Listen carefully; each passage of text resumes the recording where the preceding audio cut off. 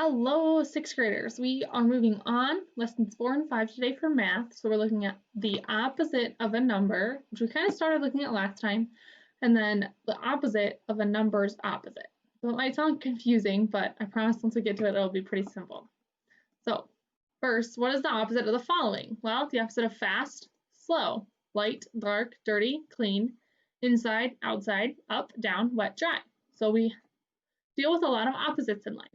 What about numbers? What's the opposite of 5? -5, 7, -7, -9, 9, -10, 10.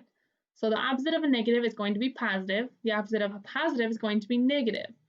What about 0? Well, the opposite of 0 is always going to be 0. So the opposite of -12 is 12.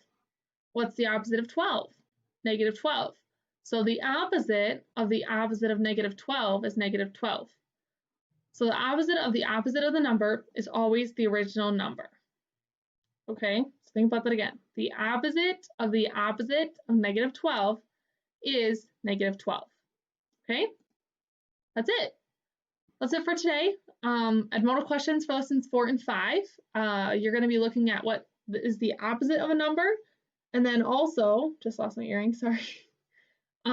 What is the opposite of a number? So make sure you're reading them carefully because both are on there. You want to make sure you're looking for the right one, whether you need to check for the opposite, the negative or the positive of a number, or its original number if it's the opposite of an opposite. As always, please let me know if you have questions. Sorry, there we go. Otherwise, have a great Tuesday today.